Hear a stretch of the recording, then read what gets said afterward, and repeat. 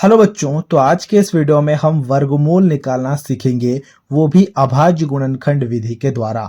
तो उसके लिए यहाँ पर हमारे पास में 3 सवाल दिए गए हैं। आप देख पा रहे हो, 3 में से 2 सवाल को हम यहाँ पर बनाएंगे और ये जो तीसरा सवाल होगा ना, इसे आपको खुद से बनाना होगा। तो ये वीडियो बहुत ही मजेदार वीडियो होने वाला है यार, इसीलिए इस वीडियो को एक लाइक जरूर कर देना। और कुछ इसी प्रकार के वीडियोस को देखने के लिए आप हमारे चैनल को भी सब्सक्राइब कर सकते हो। अगर आपको अभाज्य गुणनखंड नहीं निकालना आता है ना, फिर भी कोई बात नहीं, आप बस इस वीडियो को पूरा लास्ट तक देखो। पूरा लास्ट तक देखते ही आपको अभाज्य गुणनखंड निकालना भी आ जाएगा और साथ साथ में वर्गमूल निकालना भी आ जाएगा। तो सबसे पहला सवाल क्या है? सबसे पहला सवाल है 144। तो सबसे पहले हम सवाल नंबर 1 यानी कि क्वेश्चन नंबर 1 को लिख लेते हैं। हमें वर्गमूल निकालना है 144 का। तो सबसे पहले हमें 144 का अभाज्य गुणनखंड निकालना होगा। तो उसके लिए हम यहाँ पर 144 को थोड़ा सा बड़ा बड़ा करके लिखते हैं, ठीक है। और हम 2 लकीर बनाते हैं, एक लकीर कुछ इस प्रकार का बनाते हैं और एक लकीर कुछ इस प्रकार का बनाते हैं। अब अभाज्य गुणनखंड का मतलब क्या होता है? अभाज्य गुणनखंड का मतलब होता है किसी भी संख्या को अभाज्य संख्या के गुणा के रूप में लिखना। अब अभाज्य संख्याएं क्या क्या होती हैं? देखो, सबसे पहला अभाज्य संख्या होता है 2, फिर आता है 3, फिर आता है 5, फिर आता है 7, फिर आता है 11। कुछ इस तरह की संख्याएं हमारी अभाज्य संख्याएं होती हैं। तो जब भी हमें किसी भी संख्या के अभाज्य गुणनखंड को निकालना होता है ना, तो इन्हीं अभाज्य संख्याओं से उस संख्या को भाग करना होता है। अब देखो, 144 दिया गया ना, तो सबसे छोटा अभाज्य संख्या कौन सा है? 2 है। तो क्या 2 से हम 144 को भाग कर सकते हैं? बिल्कुल भाग कर सकते हैं। तो हम यहाँ पर 2 लिखेंगे और जो भी भागफल में आएगा उसे यहाँ पर लिखेंगे। तो सबसे पहले भाग करके देख लेते हैं। अगर हम 144 को 2 से भाग करेंगे तो हमें पता है 2 सत्ते 14 होगा, तो ये 14 हमारा कट गया, ठीक है। बचा क्या? 4 बचा। और हमें पता है 2 दूनी 4 होता है, तो ये 4 भी हमारा कट गया, ठीक है। तो बचा क्या? देखो 72। तो हम यहाँ पर 72 लिखेंगे, ठीक है। अब क्या 72 फिर से 2 से भाग जाएगा? अगर 72 2 से भाग नहीं जाएगा तो हम 3 से ट्राई करेंगे। अगर 3 से नहीं जाएगा तो 5 से करेंगे, 5 से नहीं जाएगा 7 से करेंगे, 7 से नहीं जाएगा 11 से करेंगे। कुछ इस प्रकार से हमें ट्राई करके देखना होता है। 72 भी 2 से भाग जाएगा, ये बात भी हमें पता है। जब हम 72 को 2 से भाग देंगे ना, तो भागफल में आएगा 36। ये मैंने पहले ही भाग देके रख लिया है, ठीक है। अब देखो 36 भी एक सम संख्या है, यानी कि 36 भी 2 से भाग जाएगा। जब हम इसे 2 से भाग करेंगे तो यहाँ पर हमारे पास क्या आएगा बताओ? यहाँ पर यानी कि भागफल में आएगा 18, क्योंकि हमें पता है 18 दूनी 36 होता है। अब 18 भी सम संख्या है, ये भी 2 से भाग जा रहा होगा। जब हम इसे 2 से भाग देंगे तो बताओ क्या आएगा? 9 आएगा, क्योंकि हमें पता है 2 और 9 को गुणा करेंगे तो 18 आएगा, ठीक है। अब बताओ, ये जो 9 है, क्या 9 को हम 2 से भाग दे सकते हैं? 9 को 2 से भाग नहीं दिया जा सकता है।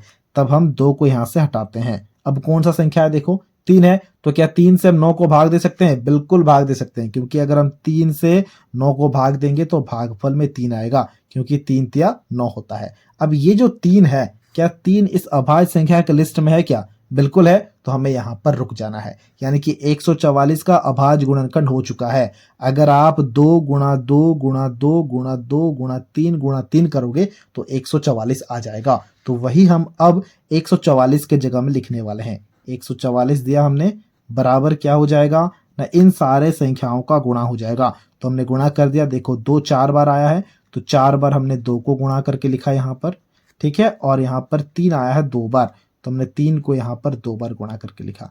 तो ये अभाज्य गुणनखंड हो चुका है। अब हमें इसके वर्गमूल को निकालना है। तो उसके लिए हम क्या करेंगे ना, 144 फिर से लिखेंगे यहाँ पर, ठीक है। और एक ऐसा चिन्ह दे देंगे, इसका मतलब और, या फिर इंप्लाइज दैट हम इसे इंग्लिश में कहते हैं, बराबर। अब देखो यहाँ पर 2 गुणा 2 है, तो क्या हम यहाँ पर 2 का स्क्वायर लिख सकते हैं? बिल्कुल लिखा जा सकता है। फिर देखो गुणा है, फिर से यहाँ पर 2 गुणा 2 है, तो फिर से हमने 2 का स्क्वायर लिखा। और यहाँ पर 3 गुणा 3 है, तो हमने 3 का स्क्वायर लिखा। क्या ऐसा लिखा जा सकता है? बिल्कुल लिखा जा सकता है। और हमें निकालना क्या है? हमें निकालना है रूट 144, यानी कि 144 का वर्गमूल निकालना है। तो अब इसके ऊपर में भी आप रूट दे दो, ठीक है। तो 2 का स्क्वायर गुणा 2 का स्क्वायर गुणा 3 का स्क्वायर। 144 का मतलब ये हो गया, तो अगर 144 में रूट लग गया तो इसमें भी रूट लग जाएगा, इसमें भी हमने रूट लगाया। अब बताओ, अगर कभी भी रूट और स्क्वायर साथ में आते हैं ना तो दोनों आपस में एक दूसरे को काट देते हैं, तो बचेगा सिर्फ और सिर्फ नंबर। यानी कि यहाँ पर 2 का स्क्वायर है तो क्या बचेगा, सिर्फ और सिर्फ 2 बचेगा। यहाँ पर भी 2 का स्क्वायर है तो क्या बचेगा, सिर्फ और सिर्फ 2 बचेगा। यहाँ पर 3 का स्क्वायर है तो क्या बचेगा, सिर्फ और सिर्फ 3 बचेगा। बात समझ पा रहे हो? रूट और स्क्वायर आपस में एक साथ में आ जाएंगे तो एक दूसरे को काट देंगे, तो इसीलिए यहाँ पर सिर्फ और सिर्फ नंबर बचा। अब इन्हें आप गुणा करो तो हमारा वर्गमूल आ जाएगा। 2 दूनी 4, 4 12, यानी कि 12 आ चुका है हमारा वर्गमूल। इसीलिए हमने यहाँ पर सबसे पहले अभाज्य गुणनखंड किया और उसके बाद इसे स्क्वायर के रूप में लिखा, क्योंकि हमें पता है रूट और स्क्वायर एक दूसरे को कैंसिल कर देंगे, इसीलिए यहाँ पर हमने रूट लगाया और स्क्वायर लगाया, तो एक दूसरे को कैंसिल होने के बाद ये आ चुका है हमारा आंसर। इसी प्रकार से अब हम अपने दूसरे सवाल को भी हल करेंगे। दूसरा सवाल क्या है, देखो दूसरा सवाल है 625, तो यहाँ पर हम 625 लिखेंगे और 625 का अभाज्य गुणनखंड करेंगे। सबसे पहले क्वेश्चन को लिखते हैं। हमें क्या निकालना है ना, हमें वर्गमूल निकालना है 625 का। तो सबसे पहले यहाँ पर 625 बड़ा बड़ा करके लिखेंगे और वैसे ही लकीर बनाएंगे 2 ठो, जैसे हमने पहले वाले के लिए बनाया था। सबसे पहले ऐसा लकीर हमने बनाया, फिर हमने ऐसा लकीर बनाया, ठीक है। अब बताओ, क्या 625 को आप 2 से भाग दे सकते हो? नहीं दे सकते, क्योंकि ये एक विषम संख्या है, ठीक है। क्या 3 से भाग जाएगा? 3 से भी भाग नहीं जाएगा, इसे हमें 5 से भाग करना होगा, क्योंकि मैंने ऑलरेडी भाग करके देख लिया है। जब आप 5 से 625 को भाग करोगे तो भागफल में आएगा 125, ठीक है। अब 125 को भी 2 से भाग नहीं कर सकते और ना ही 3 से भाग कर सकते हो, इसे फिर से हमें 5 से भाग करना होगा। जब हम इसे 5 से भाग करेंगे तो भागफल आएगा 25, और हमें पता है 25 को तो हम 5 से काफी अच्छे से भाग कर सकते हैं। तो हमने 25 को 5 से भाग किया तो 5 25 25 होता है, ठीक है। अब देखो 5 क्या है, 5 क्या एक अभाज्य संख्या है? बिल्कुल अभाज्य संख्या है, क्योंकि देखो ये हमारा अभाज्य संख्या के लिस्ट में था, तो इसे यहाँ पर हमें रोक देना है, यानी कि ये हो चुका है हमारा अभाज्य गुणनखंड। तो हम क्या करेंगे, तो हम यहाँ पर लिखेंगे 625 बराबर क्या हो गया, 5 को 4 बार गुणा करके लिखना है 625 के बराबर, ठीक है। तो हमने यहाँ पर लिखा 5 गुणा 5 गुणा 5 गुणा 5, ठीक है। फिर से हम ऐसा चिन्ह देंगे जिसे हम और बोलते हैं या फिर इम्प्लाइज बोलते हैं। तो 625 बराबर हो जाएगा 5 का स्क्वायर गुणा 5 का स्क्वायर। तो हमने यहाँ पर लिखा 5 का स्क्वायर गुणा 5 के स्क्वायर। हमें निकालना क्या है ना, हमें 625 के वर्गमूल को निकालना है।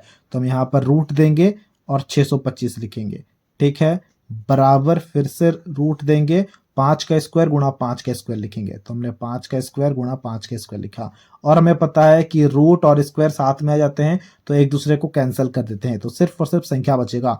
तो बचा 5 गुणा 5, 5 25 25 हो जाता है, यानी कि 625 का वर्गमूल क्या होगा, 625 का वर्गमूल 25 हो रहा होगा। इसी प्रकार से आपको खुद से निकालना है क्वेश्चन नंबर 3 के वर्गमूल को। क्वेश्चन नंबर 3 में है क्या, बताओ? क्वेश्चन नंबर 3 में है 196, यानी कि 196 के वर्गमूल को आपको खुद से निकालना है और इसके आंसर को हमसे कमेंट सेक्शन में शेयर करना है। तो यार ये था आज का वीडियो। आई होप ये वीडियो आपको अच्छा लगा होगा। अगर आपको ये वीडियो अच्छा लगा है तो इस वीडियो को एक लाइक जरूर से जरूर कर देना, और कुछ इसी तरह के वीडियोस को देखने के लिए आप हमारे चैनल को भी सब्सक्राइब कर सकते हो।